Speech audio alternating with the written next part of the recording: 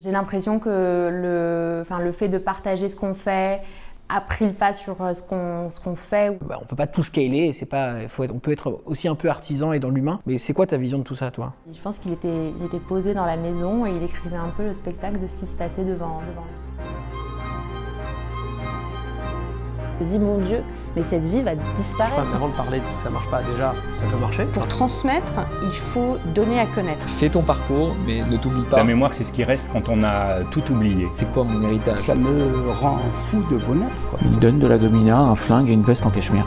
Et je mets 2 balles par terre. Bon, ça va aller, hein. Tu as besoin de la Bible et de Shakespeare. Pour moi, la transmission est le passeport pour l'avenir, car demain appartient à ceux qui s'y préparent aujourd'hui.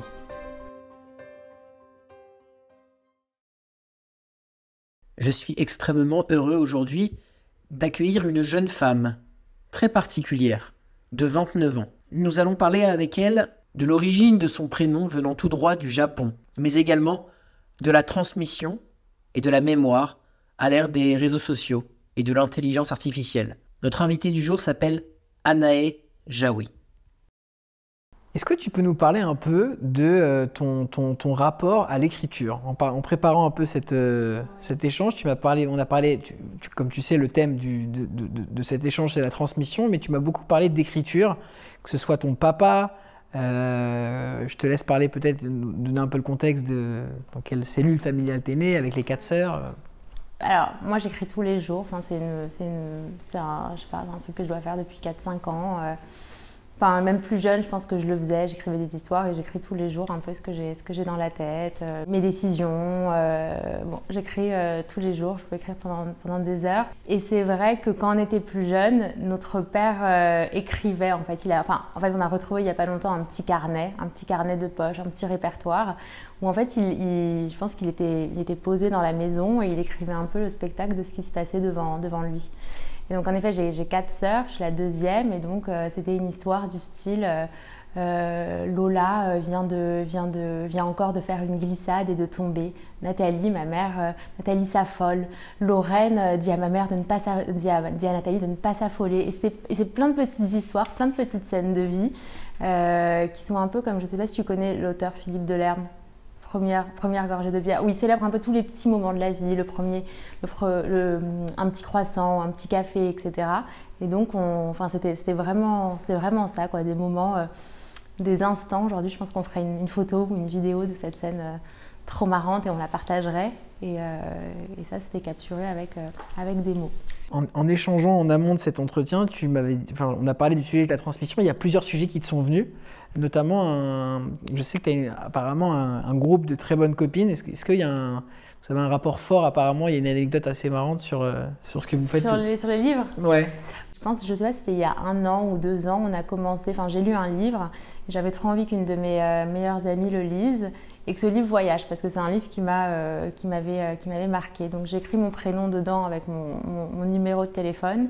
Je l'ai passé à cette amie qui a écrit son prénom dedans avec son numéro de téléphone, et du coup c'est un livre qui voyage, je sais pas où est-ce qu'il est aujourd'hui, mais qui voyage et qui j'espère marquera et aidera d'autres personnes. Tu disais que finalement, les études que tu as faites et même les 2-3 ans de conseil en stratégie que tu as fait, ça t'a donné, de ce que je comprends, et je pense qu'on a des profils un peu similaires, donc je pense un peu la même chose, une boîte à outils pour affronter ou pour aborder la suite. Qu'est-ce que tu as envie pour la suite? À quoi elle ressemble la suite chez Anaë? Je pense que j'ai envie de travailler pour quelque chose qui est plus humain.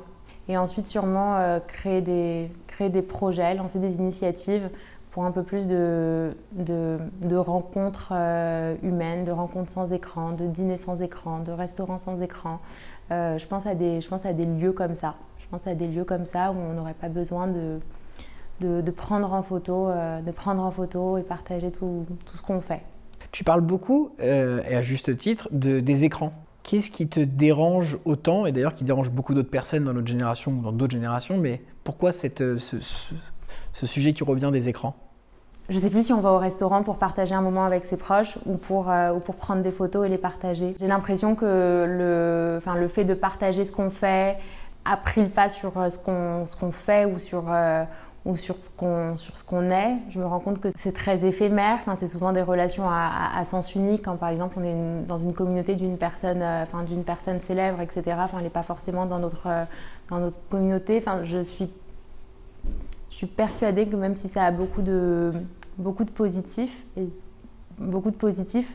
qu'il y a besoin de revenir aussi au contact d'interactions réelles, humaines. Enfin, je ne suis pas sûre que voilà, scroller toute la journée, qu'on nous présente sans cesse des nouveaux produits, des nouvelles offres, etc. Enfin, on achète beaucoup de choses et je me dis finalement, mais si on ne l'avait pas devant nos yeux, on n'aurait sûrement pas besoin de tout ça.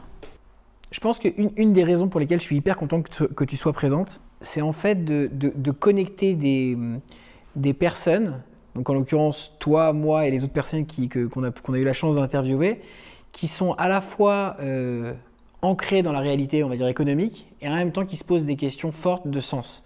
Je sais que chez toi c'est un fort sujet, on en a un peu parlé, que ce soit le rapport aux écrans, même la santé mentale, et le côté scaler à tout prix. On ne peut pas tout scaler, on peut être aussi un peu artisan et dans l'humain, mais c'est quoi ta vision de tout ça, toi? Je pense qu'on a des parcours dans lesquels on a été formatés, on a fait des écoles de commerce, je pense qu'on a vu autour de nous des personnes lever plein de fonds.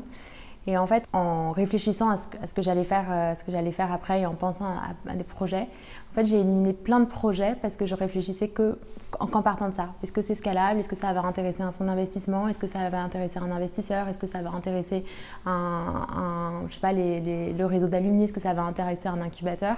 Et en fait, la réponse était non, parce que tous les sujets les sujets qui m'intéressent, peut-être que je ne vois pas comment aujourd'hui, mais en fait, il n'y a rien qui est scalable.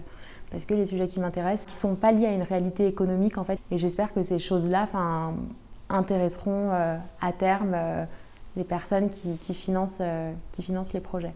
Qu'est-ce que tu as envie de dire à toutes les personnes qui, dès que tu as un nouveau projet un peu dans l'humain ou un peu dans l'artisanat, entre guillemets, te disent mais est-ce que c'est scalable ça vraiment? Qu'est-ce que tu as envie de leur dire à ces personnes-là?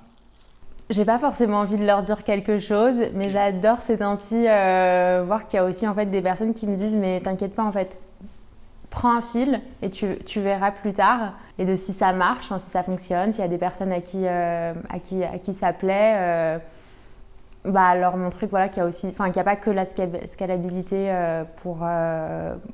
en fait une entreprise elle peut aussi être excellente à petite échelle, surtout quand on parle des enjeux d'environnement, etc. Elle peut aussi exister et très bien se porter à petite échelle. C'est marrant aussi, puisque ces temps-ci, on me demande souvent quel métier tu veux faire. Mais en fait, c'est difficile de répondre à cette question quand on n'a pas testé tous les métiers du monde et fait quelques stages.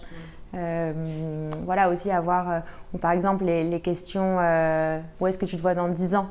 Je pense qu'aujourd'hui c'est difficile de répondre à ces questions et qu'on peut aussi avoir des projets plus au jour le jour ou à l'année, tester et voir ce que ça donne. Je pense que par rapport à des personnes qui n'ont pas forcément fait de grandes études ou d'études tout court, je trouve que parfois ces études elles peuvent nous faire perdre un peu de courage. Dernière question, j'en ai une petite dernière, j'en ai encore une. Qu'est-ce que tu dis à toutes les Anaé ou à toutes les jeunes filles ou les jeunes garçons qui potentiellement pourraient tomber sur cette vidéo, qui sont quelques années avant, c'est-à-dire qui ont entre 20 et 23, 24 ans, qui sont en école de commerce ou d'ingénieur, qui sont en école, en études? Qu'est-ce que tu leur dis sur le choix de leur stage ou le choix de leur premier job, c'est-à-dire sur les 5, 6, 7 années que tu viens de passer? Je leur dirais, faites vraiment ce que vous aimez. Essayez de chercher ce que vous aimez. Faites en fonction de vos goûts. En effet, quand on fait, je pense, une école de commerce, on peut faire beaucoup de choses. Je pense que cette phrase fait très peur. Mais vous avez du temps en école de commerce pour tester des choses et pour faire des petits jobs même à côté de vos cours, etc. et pour voir ce que vous aimez. Et qu'il n'y a pas forcément que la vie en entreprise. Vous pouvez aussi faire plusieurs projets à la fois, etc. Merci Anaé. Avec plaisir.